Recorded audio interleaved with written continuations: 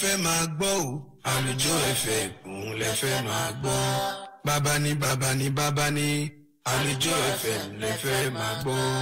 Alujo FM iwájú la wà lókè lẹ́yẹ ń fọhùn. I'll feel good with #1 radio station Alujo FM.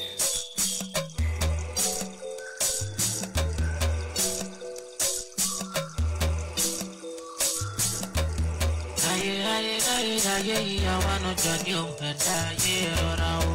Ayé kanjú. Ohun ọwọ́ mi ò tó máa fi gàngàn fá rògbòdìyàn o. Ayé kanjú.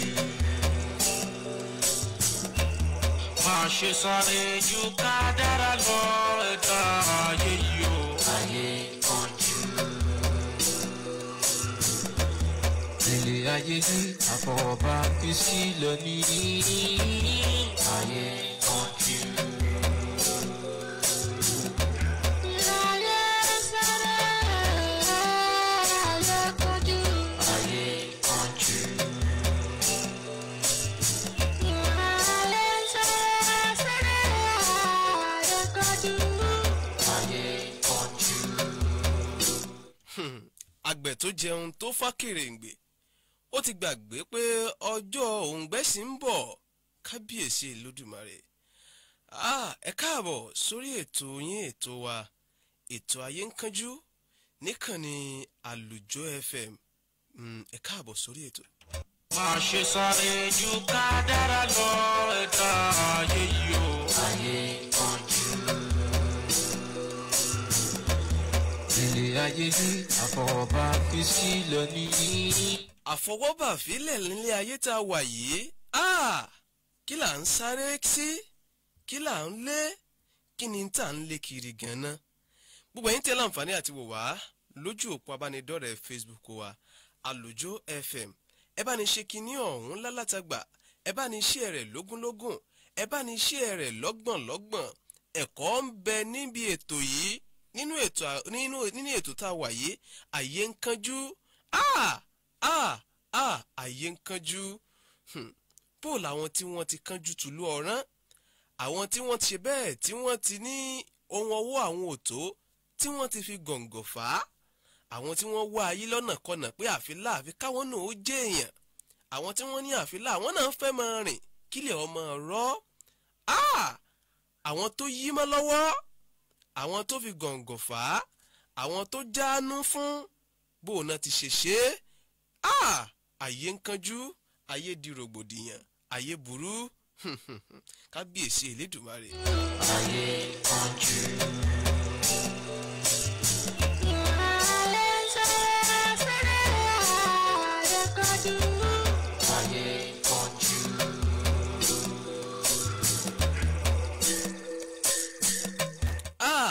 Ilé ayé yìí gbẹgẹ́, ilé ayé yìí ó gba sùúrù. Pẹ̀lẹ́kùtù báyìí la fi tukọ̀ ayé. Ẹni bá kánjú ó dára rẹ̀ lẹ́bi. Alujo FM. Ẹ wò ó, ṣé ẹ mọ̀ wípé wọ́n ní ohun abáṣekínní kan, ohun abáfi pẹ̀lẹ́ mú, ó ní igbá pẹ̀lẹ́ kì í fọ́. Bẹ́ẹ̀ sì ni àwo pẹ̀lẹ́ kì í fàya. Ayé ń kánjú, ayé ń kánjú, ayé sà ń wá ayé lọ́nà kọ́nà láti jẹ́ èèyàn láyé. Ayé kanjú. Ayé kanjú. Ayé sáré ayé kanjú. Ayé kanjú.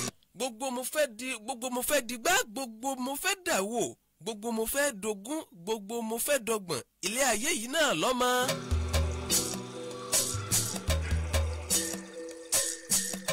Gbogbo kìràkìtà ẹ̀dá ayé yìí náà lọ́mọ. Lẹ́tò níbi tẹ́ẹ̀tì máa ṣe bẹ́ẹ̀ láwùjọ. Arákùnrin kan lásọ̀tàn rẹ̀ lọ́sàn-án tòní. Ẹ̀yin náà ti mọ̀ pé ètò ayé ń kánjú, ètò tó jásí pé ní dédé aago kan sáago 2 ọ̀sán, òun náà ní ọmọ bá fẹ́fẹ́ sọ̀rẹ́ ẹ̀. Arákùnrin kan lásọ̀tàn rẹ̀ lónìí, mò ń bọ̀ náà. Ayé kanjú. Ayé kanjú. Ayé sáré ayé kanjú.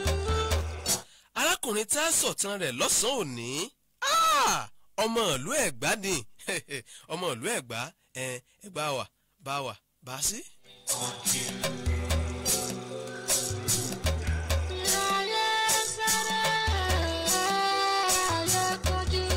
Adétọ̀nà Àlàbí ló kọ arákùnrin tá a sọ̀tàn rẹ̀ lónìí. Adétọ̀nà Àlàbí òun ló kọ arákùnrin tá a sọ̀tàn rẹ̀ lónìí.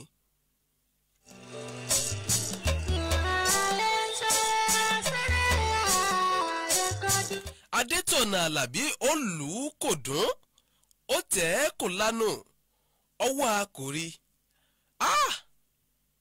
Ló bá mú kàn kéjì, ó gbòkú aláwo lọ.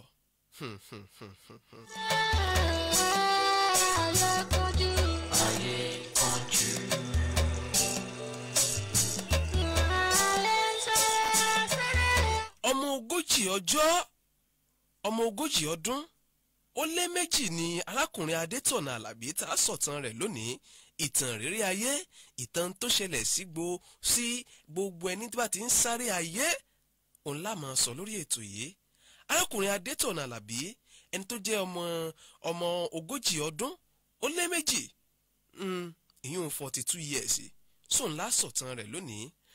Iṣẹ́ àgbẹ̀ òun ni ọkùnrin yìí òun ní í ṣe, àmọ́ ẹ mọ̀ pé wọ́n ní kinní kan ọwọ́ òdọ́gba, eléyìí ń ṣiṣẹ́ báyìí eléyìí ń ṣiṣẹ́ báyìí, àlùbáríkà eléyìí le ju ti eléyìí lọ. Arákùnrin yìí iṣẹ́ tó ń ṣe ò gbé, ó ṣe kò yọ, ó tẹ̀ ẹ́ kò lanu, ó lù ú kò dún, ó fà á kò já mọ́ lọ́wọ́ o. Ló bá rò pé kí tiẹ̀ lòun tiẹ̀ lè ṣe tóun náà fi kúrò lọ́wọ́ pé ò sí ń bóun fínra. Ó fẹ́ ìyàwó ti kúrò lọ́dọ̀ rẹ̀ o, pẹ̀lú bí òsì yìí bó ti ṣe bá a múlẹ̀ náà ni. Ìlú Ẹ̀gbá náà ló fẹ́ yàwó sí, mi ní dákọ̀ àdúgbò ọ̀hún. Arákùnrin yìí dúdú, ó sì gbẹ̀lẹ̀, ẹni bá rí ẹ ti wí pé bó bá dé sárákùnrin yìí la àwọ̀ ọlá àwọ̀ owó yóò hàn lára rẹ̀. Lárákùnrin yìí bá ṣe bẹ́ẹ̀, ó mú kan kéjì bí mo ti ṣe sọ, ó gbòkú aláwo lọ. Ohun ọwọ́ mi ò tó máa fi gàngàn fa rògbòdìyàn ayé tọ́jú. Máa ṣe sáré ju kádàrá lọ ẹ̀dá ayé yìí o. Ayé tọ́jú. Ilé ayé ní àfọwọ́bá fi sílẹ̀ ní ayé tọ́jú.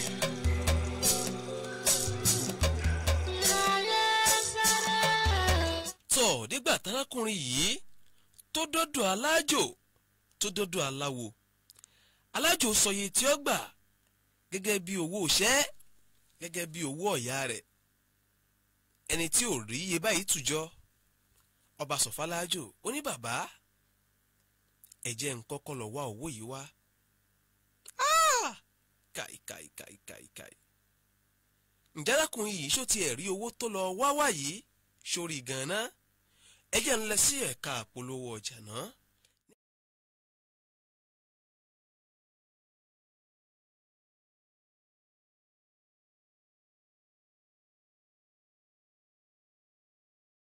Integrated service, we are always at your service. Fuminik Integrated Service is the #1 in Nigeria. Our services are comfortable, reliable, and enjoyable. We are always there for you whenever you are in need of dispatch bag delivery, bills payment service, international courier, general logistics service, POS service, and also terminal purchase. You can call or DM on WhatsApp on this number 081-3589-4703. Fuminik Integrated Service is the best for you.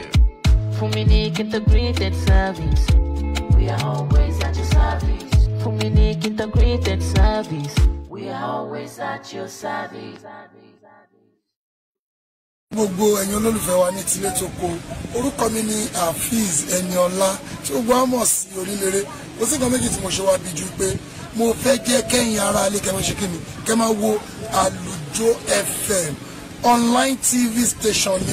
mọ́mì Tósìn látìgbà tẹ́ ẹ ti wà lórí social media yìí wọn ò ṣe like wọn ò ṣe love wọn tún fi comment jẹ yín yà kí ló ṣẹlẹ̀ gangan. ẹ wá gbà mí ó mà sún mi o látìgbà tí mo ti wà lórí social media yìí wọn ò ṣe like wọn ò ṣe love wọn ò share even wọn tún fi comment jẹ mí níyà kí lọ́nà àbáyọ.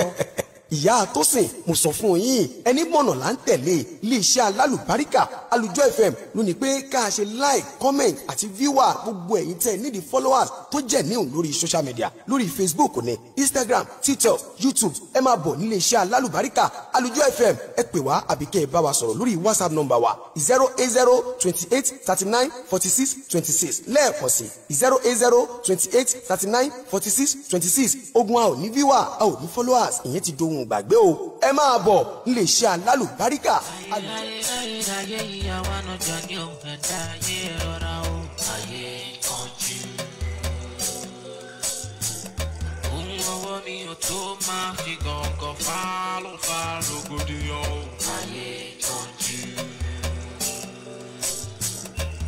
Má ṣe sáré ju kádàrá lọ ẹ̀dá ayé yìí o. Ayé kánjú. Ilé ayé yìí àfọwọ́bá fi sílẹ̀ ní ayé kánjú.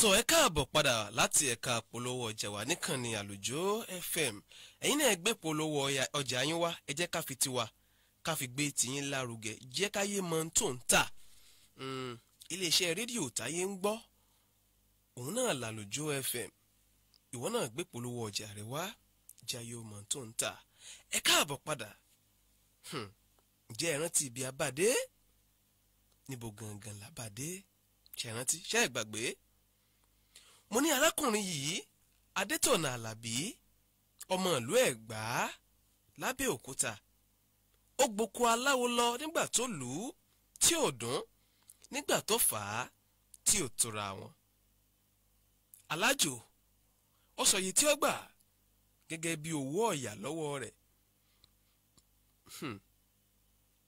arákùnrin yìí ó sọ fún bàbá alájò ó ní bàbá ẹ jẹ́ ń lọ wá owó yìí wá kórí òun ó sin òun lọ olóhùn ò rí owó yìí tọ́ kò jọ yíyà o kò jọ pé èèyàn ń ṣiṣẹ́ pé iṣẹ́ téèyàn ti kọ̀ tẹ́lẹ̀ pé mi ì ṣe kò jọ àárò kò jọ kán òun ni Àlàbí bá ṣe bẹ́ẹ̀ òun ló wá lọ tó lóhùn ó ṣe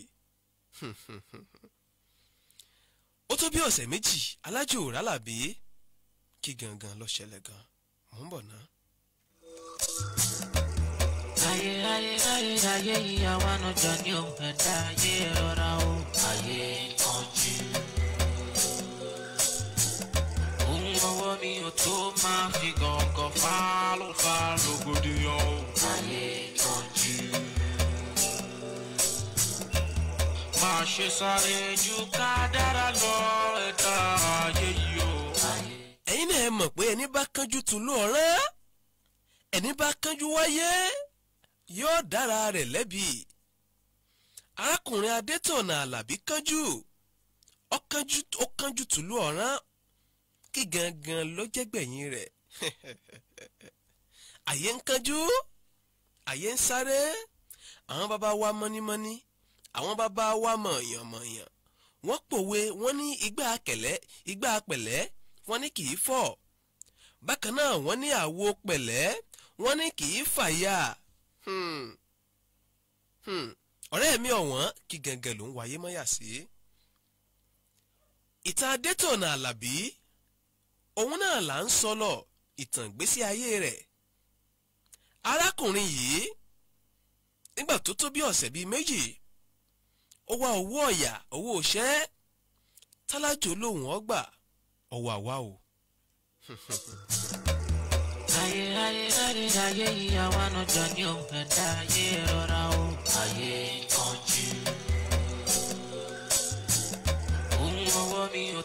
máa fi gàngàn fa rògbòdìyàn ayé kanjú.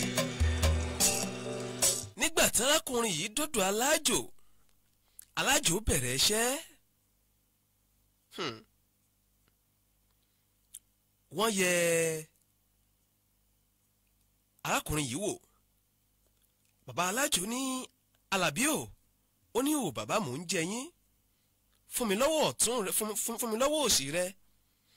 bàbá alájò bá gbọ́wọ́ òsì rẹ̀ ó pe àwọn nǹkan kan àtàwọn nǹkan kan tá à nílẹ̀ láǹfààní àti dákọ lórí ètò. bàbá alájò pè sásì àtẹ́lẹwọ́ Àlàbí. bàbá alájò rẹ́rìn-ín nígbà tó pe ògìdè yìí tán ó rẹ́rìn ó ní eré Àlàbí di orí rẹ mú kó o kí ẹlẹ́dàá rẹ pé ẹlẹ́dàá rẹ ṣeun. lẹ́sẹ̀kẹsẹ̀ Àlàbí bá ṣe bẹ́ẹ̀ ó di orí rẹ̀ mú ìyún Adétọ̀nà Àlàbí ó ní ẹlẹ́dàá mi ó ṣeun. bàbá alájò ní ẹlẹ́dàá rẹ ó rọ̀ mọ́ oògùn owó tá a bọ̀ ṣe yìí àmọ́ oògùn owó yìí ọ̀nà méjì ló pín sí. ǹjẹ́ ẹ gbàgbé ṣe é rántí pé lórí pé arákùnrin Adétọ̀nà Àlàbí kò rọ́wọ́ mú lọ sẹ́nu òun ló gba ọ̀dọ̀ alájò lọ sí ó ní kí bàbá bá òun dọ́gbọ́n sí i kó òun fẹ́ ṣáájò ayé òun fẹ́ ṣáájò owó. ọ̀nà méjì òun alájò ní ọ̀gùn owó rẹ̀ pín sí kí gangan lọ́nà àkọ́kọ́. ayé ìyàwó ànájọ ní òun ẹ̀dá ayé rọra o ayé kanjú. ọwọ́ mi ò tó máa fi gàngàn fa rògbòdìyàn ayé kanjú. máa ṣe sáré ju kádàrá lọ ẹ̀dá ayé yìí o ayé kanjú. ilé ayé yìí àfọwọ́bá fi sílẹ̀ ní ayé kanjú.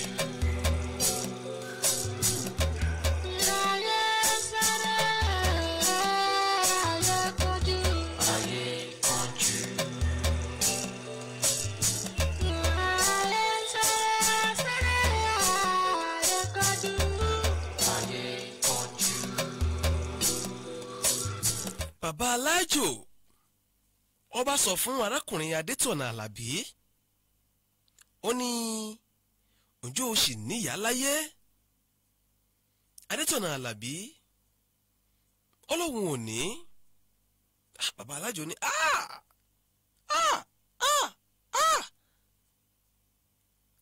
ọba tún ní ǹjẹ́ o níyàwó ńlé.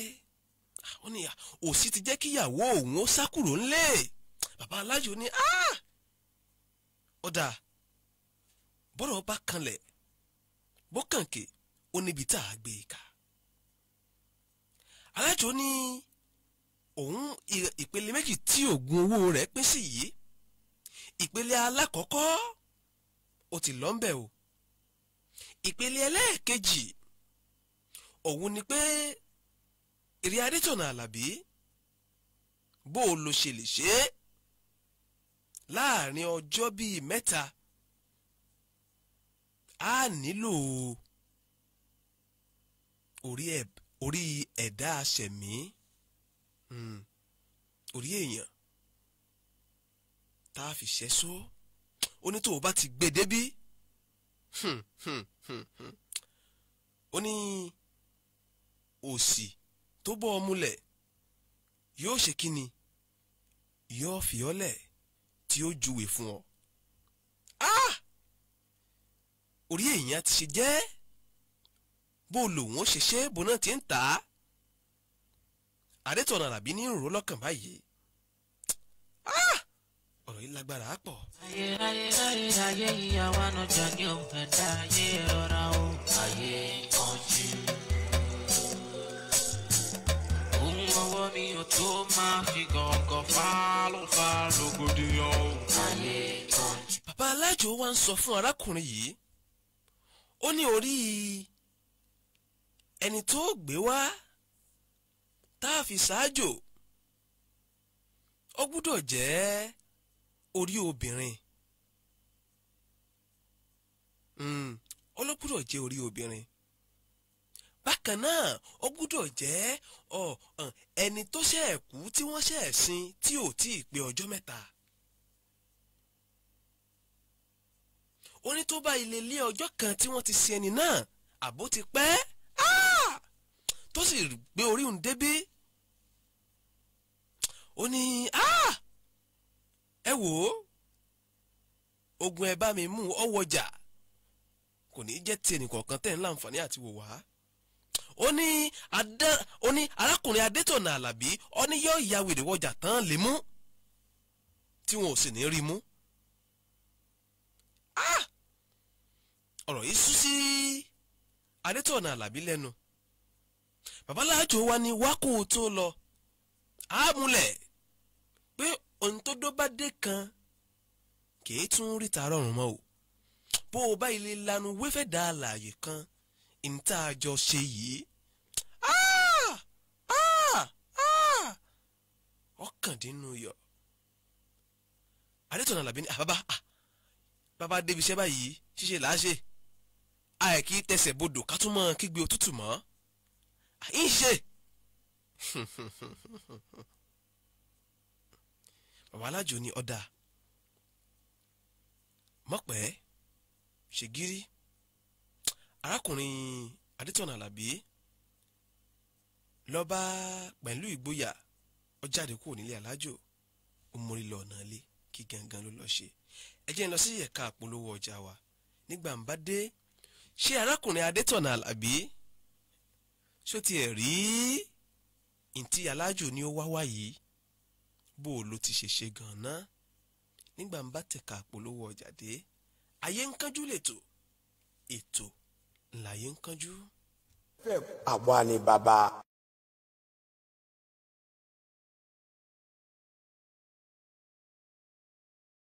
Fuminique Integrated Service. We are always at your service. Fuminique Integrated Service. We are always at your service. Fuminique Integrated Service is the #1 in Nigeria. Our services are comfortable, reliable, and enjoyable. We are always there for you whenever you are in need of dispatch bag delivery, bills payment service, international courier, general logistics service, POS service, and also terminal purchase. You can call or DM on WhatsApp on this number 081-3589-4703. Fuminique Integrated Service is the best for you. Fuminique Integrated Service. We are always at your service. Fuminique Integrated Service. We are always at your service.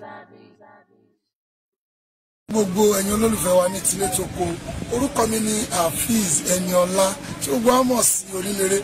Ó sì kan méjì tí mo ṣe wá bí ju pé mo fẹ́ jẹ́ kẹ́yìn ara ilé kẹ́ máa ṣe kí ni kẹ́ máa wo Alujo FM online TV station ni. Mọ́mì Tósìn látìgbà tẹ́ ẹ ti wà lórí social media yìí wọn ò ṣe like wọn ò ṣe love wọn tún fi comment jẹ yín yà kí ló ṣẹlẹ̀ gangan. Ẹ wá gbà mí ó mà sún mi o látìgbà tí mo ti wà lórí social media yìí wọn ò ṣe like wọn ò ṣe love wọn ò share even wọn tún fi comment jẹ mí níyà kí lọ́nà àbáyọ. Ìyá Tósìn mo sọ fún yín ẹni mọ̀nà là ń tẹ̀lé iléeṣẹ́ alálùbáríkà Alujo FM ló ní pé ká ṣe like comment àti viewer gbogbo ẹ̀yin tẹ́ nídìí followers tó jẹ́ níhùn lórí social media lórí Facebook ní Instagram TikTok YouTube ẹ máa bọ̀ nílé iṣẹ́ alálùbáríkà Alujo FM ẹ pè wá àbí kẹ́ ẹ bá wa sọ̀rọ̀ lórí WhatsApp number wa 08028394626 lẹ́ẹ̀kan sí 08028394626 ogun a ò ní viewer a ò ní followers ìyẹn ti dohun gbàgbé o ẹ máa bọ̀ nílé iṣẹ́ alálùbáríkà Alujo FM àwa ni bàbá.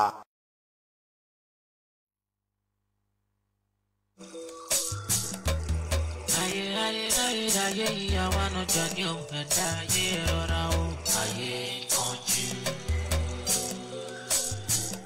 ohun ọwọ́ mi ò tó máa fi gàngàn fà ló fà rògbòdìyàn o ayé kanjú. máa ṣe sáré ju ká dára lọ ẹ̀ka ayé yìí o ayé kanjú. ilé ayé ní àfọwọ́bá fi sílẹ̀ ní ayé kanjú.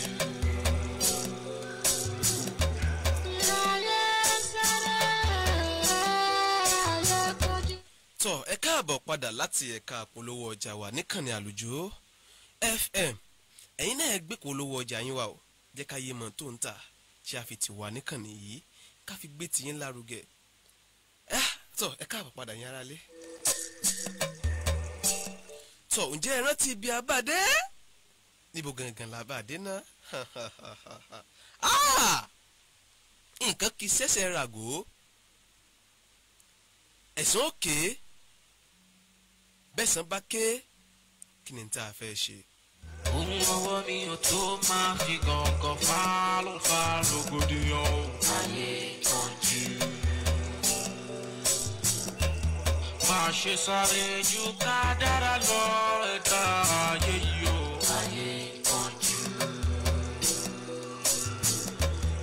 Ilé ayé ní àbọ̀bá fi sílẹ̀ nìyí. Ayé kanjú.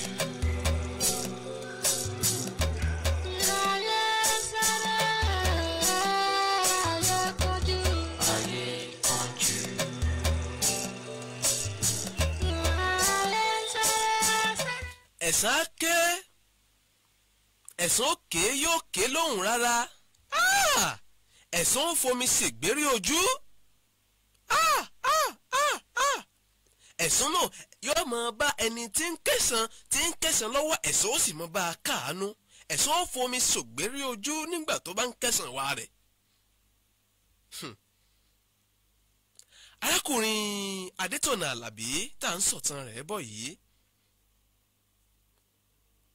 nígbà tó ṣe bẹ́ẹ̀ tó délé, ó jókòó sórí àga rẹ̀, ó fọwọ́ lẹ́rán, ó ń ronú pé bó lòun ṣe lè rí ní tálájò ní kóun ó wá ọ̀nà wo là á gbé gbà, bó là á ti ṣe ṣe. Ẹni tán sin tí ò tí ì jujọ́ mẹ́ta ìjọ́ méjì lọ, níbo lòun ó ti rí, ta lòun ó bí, bóyá ọkùnrin ni àbóbìnrin, torobìnrin náà ní kó wọ́n wá.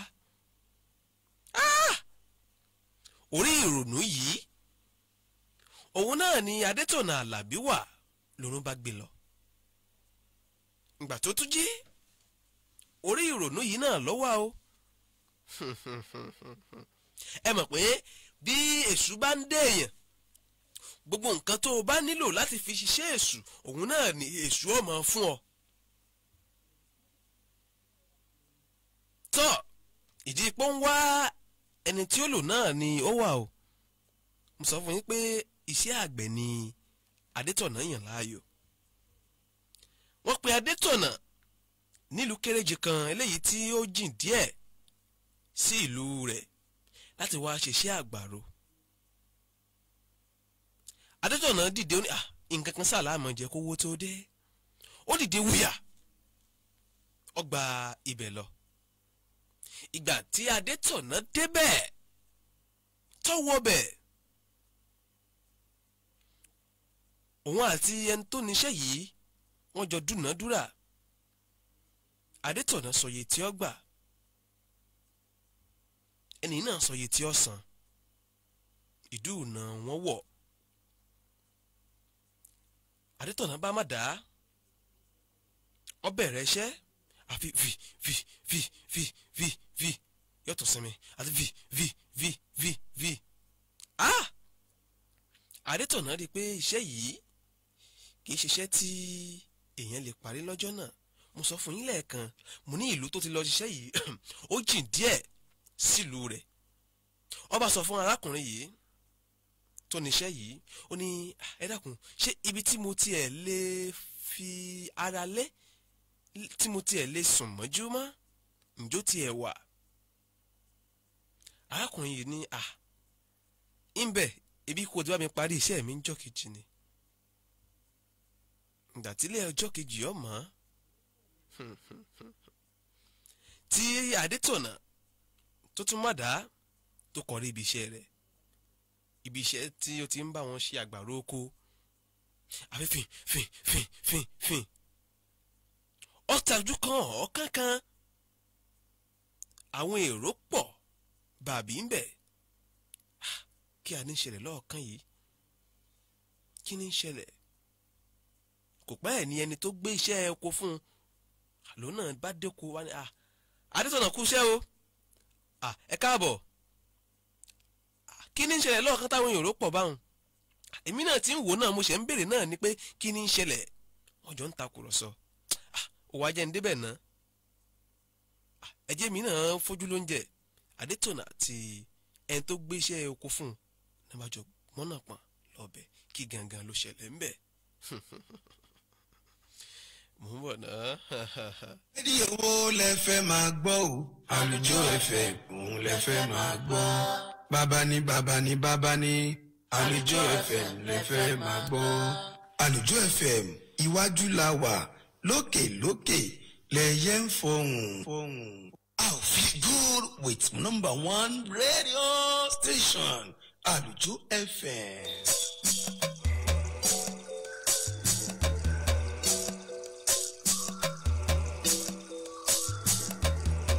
Ayé ìyàwó ànájà ní òǹkẹ̀dá ayé rọra o ayé kanjú. Ohun ọwọ́ mi ò tó máa fi gàngàn fa rògbòdìyàn o ayé kanjú. Máa ṣe sáré ju ká dára lọ ẹ̀dá ayé yìí o ayé kanjú. Ilé ayé yìí àfọwọ́bá fi sílẹ̀ ní ayé. Ẹ káàbọ̀ padà láti ẹ̀ka àpolówó ọjà wa níkànnì Àlùjọ FM. Tọ́ ayé ń kájú náà ní bá fẹ́fẹ́ sọ̀rọ̀ ẹ́ ẹ̀yin náà gbé polówó ọjà yín wá bí mo ti ṣe ń sọ lẹ́ẹ̀kan ẹ jẹ́ ká fi tiwa ká gbé tiyín lárugẹ ìta ń jẹ kọ́ là ń tà kìí ṣe òwe ọmọ onígàárí bó ti ṣe ń tà ara rí hàn bẹ́ẹ̀ ni ọmọ wọn jẹ bẹ́ẹ̀ bá ilé lọ sọ́jà kó tó kàn lọ ná gàrí wò èló leléyìí kóńgò kẹ́nikẹ́ni báyìí ẹ̀jẹ̀ yóò ṣe gàrí yín gbẹ hàn ó dẹnu ọ̀tún dọ́dọ̀ ilé ayé lónìí gidi ká kò gba mí nira dẹnu ìwọ́sàrà pure water dání tó fi yó ẹ jẹ́ àfi iléeṣẹ́ wa ká fi gbé tiyín lárugẹ ìwọ náà tó fẹ́ káyé ọmọ tó ń tà tó fẹ́ káyé ó tiẹ̀ mọ́ kéde ó máa wọ iléeṣẹ́ rẹ bíi ìbà láti wá máa bọ́ ọ ṣe oníbàárà dé máa gbé polówó rẹ bọ̀ tọ́ mọ̀ ń bọ̀ náà. Ayé ìyàwó ànájà ní òǹkẹ̀dá ayé rọra o. Ǹjẹ́ ẹ rántí ibi àbàdé? Ọwọ́ mi ò tó máa fi gàngàn fa lóko. Adétọ̀nà Àlàbí àtẹni tó gbéṣẹ́ oko fún wọn ṣe bẹ́ẹ̀ wọ́n gbọ̀nà bí tí wọ́n ti rérò tó pọ̀ bàbí lọ. Àrẹ̀jù ká dára lọ ẹ̀dá ayé yìí o ayé kanjú. Nígbà tí wọ́n débẹ̀ ẹ bi mí pé kí iná bá pàdé. Ọba fi sílẹ̀ ní. Nígbà tán débẹ̀. Ìyàwó ànájà ní òǹkẹ̀dá ayé rọra o ayé kanjú. Ohun ọwọ́ mi ò tó máa fi gàngàn fa lóko. Lóòótọ́ wọ́n débẹ̀ èrò pọ̀. Ayé kanjú. Wọ́n rí i pé wọ́n wá sin ẹnìkan ni ìyá náà wá sin ìyá tán wá sin yìí àwọn ọmọ rẹ̀ wọ́n jẹ́ àwọn ọmọ tí wọ́n rọ́wọ́ họrí àwọn ọmọ rẹ̀ sì ti bímọ ẹ̀wọ̀n àwọn ọmọ ìyá lọ́mọ ọmọ òun lè rófin pọ̀ tó bá wọn. Ìgbà tí wọ́n bẹ̀rẹ̀ sí ní sunkún àwọn Adétọ̀nà àti ẹni tó gbéṣẹ́ oko fún ìyún ẹni tá a lè pe orúkọ ẹ̀jẹ̀ ń fọkọ bò láṣìírí. Wọ́n bá bẹ̀rẹ̀ sí ní ẹkú ọ̀rẹ́ yẹn ọlọ́wọ́ tẹ̀yà sáfẹ́fẹ́ rẹ̀ inú Adétọ̀nà dùn inú rẹ̀ dùn púpọ̀ ó ń ru ọgbọ́n tóun lè dá tóun ó fi pẹ́ níbi oko yìí di bí ìjọ́ kejì torí ẹ̀wọ̀n pé ijó náà ló yẹ kó parí iṣẹ́ oko. Àyè ń kánjú àyè ń sáré kàìkàìkàìkàì kírakìtà ẹ̀dá ò dá nǹkan.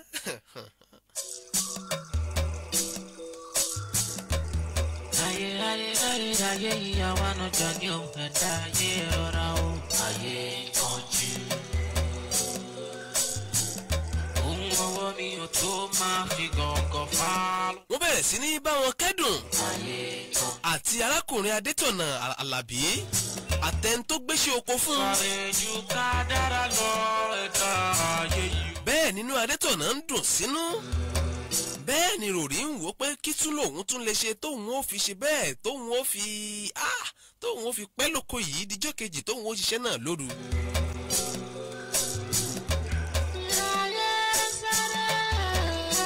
Tó èrò kan bá sọ sí Adétọ̀nà Àlàbí lọ́kàn. Èrò tó sọ sí lọ́kàn yìí ó lágbára púpọ̀. Ẹ wò ó. Ayé ń kánjú. Ayé ìyàwó ànájọ ní òun ẹ̀dá ayé ọ̀ra o. Ayé ń kánjú. Ohun ọwọ́ mi ò tó máa fi gàngàn fà lógódì. Ọba sọ fún arákùnrin tó gbéṣẹ́ àgbàro fún yìí. Máa ṣe sáré jù. Ó ní ẹ wò ó fẹ́ rẹ̀ mí.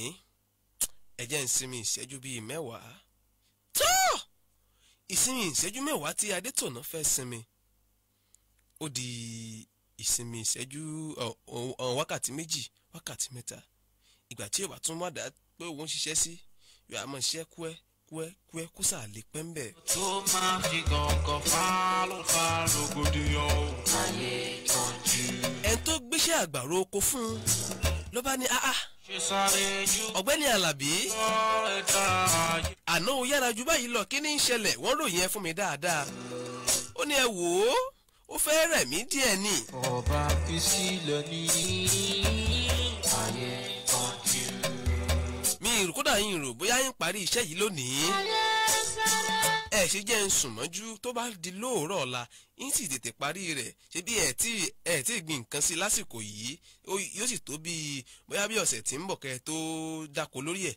Ẹ jẹ́ ń sùn mọ́jú kó wá dọ̀la kí n sì parẹ́ kí n tún wà àwọn igi tó wà létí tí ẹ fọkàn balẹ̀. Ẹ̀dá ń sáré ẹ̀dá ń wáyé. Adétọ̀nà Àlàbí ìhàyé ń kánjú lẹ́tọ̀. Ayé ìyàwó ànájọ ní òun ẹ̀dá ayé ọ̀ra o. Ayé kánjú. Ọ̀nà bí Àlàbí ó ṣe bẹ́ẹ̀ bí ó ṣe jí lọ́gànjọ́ òru àbí lálẹ́ tí gbogbo ẹ bá ti dá òun náà ní rò. Ọkọ́ ń bẹ lọ́wọ́ rẹ̀ tí è wúlẹ̀, àdá ń bẹ lọ́wọ́ rẹ̀ tí è gbẹ́lẹ̀. Gbogbo àwọn irinṣẹ́ tó nílò òun ló wà níbi yàrá tán fún pé kó sùn. Ẹ mọ̀ pé yàrá àgbẹ̀ ni. Wà á fi sílẹ̀ ní ayé kánjú.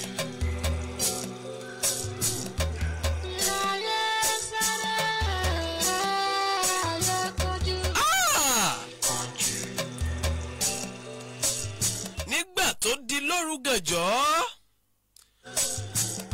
Ohun ọwọ́ mi ò tó máa fi gàngàn fà. Tí gbogbo ẹ ti pa lọ́lọ́ pa lọ́lọ́. Máa ṣe sáré jù ká dára lọ ẹ̀dá. Lásìkò tọmọ ọwọ́ ò gbúdọ̀ sunkún, tọmọ ọwọ́ ò gbúdọ̀ gbín. Ilé ayé yìí àfọwọ́bá fi sílẹ̀ ní ayé kánjú. Àsìkò tẹ́yí oko ṣe tún.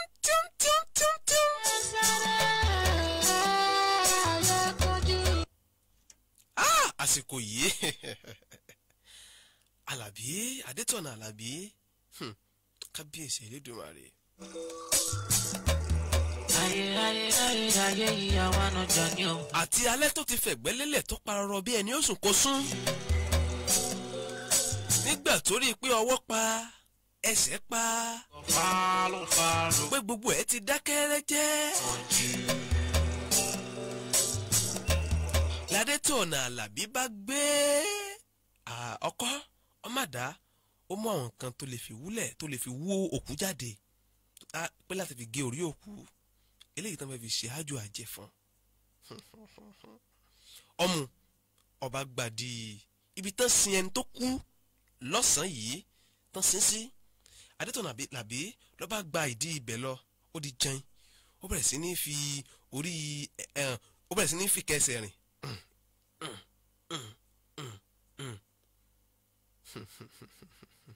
Pẹ̀lú àpò bébà àpò kíní sìmẹ́ǹtì pẹ̀lú àpò lọ́wọ́ ó di ibẹ̀ o.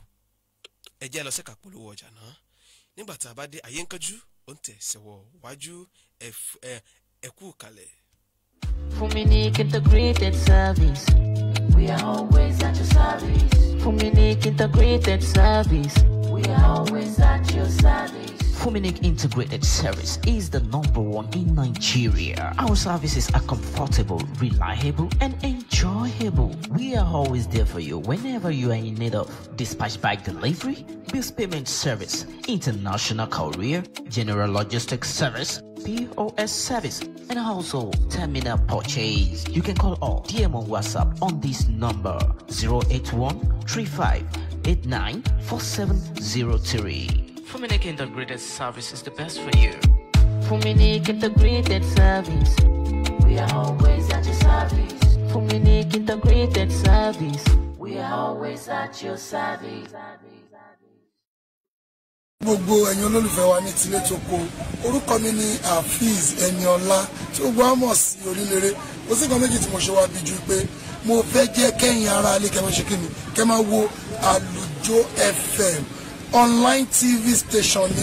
mọ́mì Tósìn látìgbà tẹ́ ẹ ti wà lórí social media yìí wọn ò ṣe like wọn ò ṣe love wọn tún fi comment jẹ yín yà kí ló ṣẹlẹ̀ gangan. ẹ wá gbà mí ó mà sún mi o látìgbà tí mo ti wà lórí social media yìí wọn ò ṣe like wọn ò ṣe love wọn ò share even wọn tún fi comment jẹ mí níyà kí lọ́nà àbáyọ.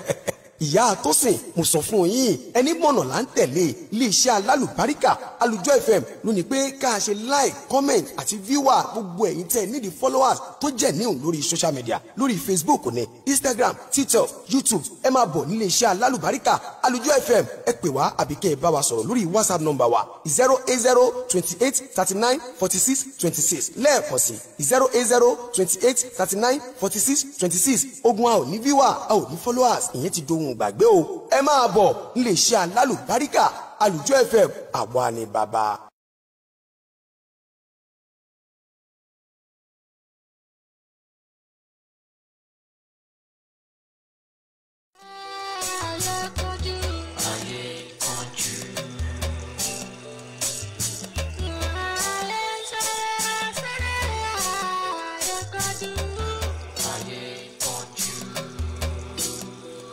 tó ẹ káàbọ̀ padà láti ẹ̀ka àpolówó ọjà wa níkànnì Àlùjọ níbo gangan la láǹfààní láti bàdé tó arákùnrin yìí Adétọ̀nà Àlàbí ọba ń lọ jain ó di ibi tí wọ́n sin òkú sí láàrin òru ìgbà tó débẹ̀ ó bẹ̀rẹ̀ ó mú ọkọ́ ó mú àdá ó bẹ̀rẹ̀ sí ní wúlẹ̀ kò kọ́kọ́ mọ ibi tí orí òkú dojúkọ bákan náà nígbà tó wù títí tí ò kan orí ìyá àti ajẹ́ ṣé bí kọ́nà ká òun mọ́ báyìí àmọ́ ó sọ kàákin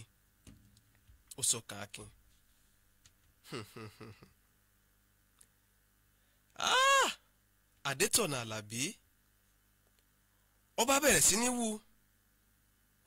ó wù títí ọkàn orí o bó ti ṣe kan orí yìí àdá tó mú lọ́wọ́ àfi cha ìbẹ̀rẹ̀ sí ní gé. Má ṣe sáré ju kádàrá lọ ẹ̀dá ayé yìí o. Ayé kanjú. Nǹkan ìmọ̀ ṣẹlẹ̀. Ọba fi sílẹ̀ ní ayé kanjú. Gbogbo ẹni sáré ayé.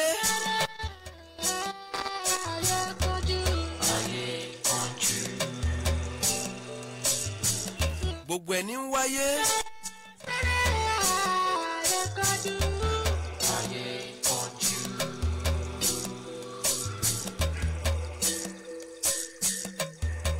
Gbogbo ẹni sà ń sọ pé àfi dandan mo fẹ́ là mo fẹ́ lu. Ayé ìyàwó ànájà ni ò ẹ̀dá ayé rọra o. Ayé kanjú. Ohun ọwọ́ mi ò ká sáré ayé ò dá nǹkan gbogbo mo fẹ́ jẹ́ èèyàn ọjọ́ kan ó dilẹ̀ lẹ́yìn asúnsún jẹ́ bá a bá pààyàn lẹ́kún lónìí pẹ̀lú pé àwa fẹ́ jẹ́ nǹkan àwa fẹ́ dé èèyàn àwa fẹ́ jẹun lọ́nà tipa ẹ̀ ń tó pa lẹ́kún kó lè bá a jẹ́ èèyàn.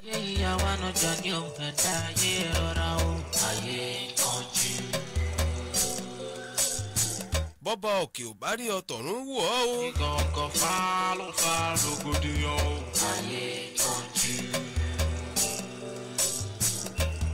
Má ṣe sáré ju ká dára lọ ẹ̀dá ayé yìí o.